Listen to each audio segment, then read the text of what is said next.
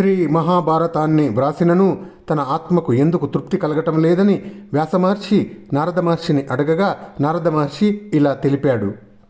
అంచితమైన ధర్మచేయము అంతయ్యును చెప్పితివి, అందులోనన్ ఇంచుకన్గాని విష్ణుకథలు ఏర్పడను చెప్పవు.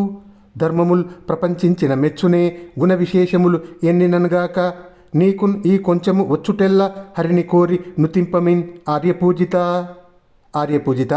నీవు శ్రీ మహాభారతంలో తగిన ధర్మ విశేషాలు అన్నీ చెప్పావు, కానీ అందులో విష్ణువు కథలు కొంచెమే చెప్పావు, స్పష్టంగా చెప్పలేదు. ధర్మాలన్నీ ఎంతగా వివరించి చెప్పినా భగవంతుడు మెచ్చుకోడు. ఆయన గుణ విశేషాలు చెప్పాలి.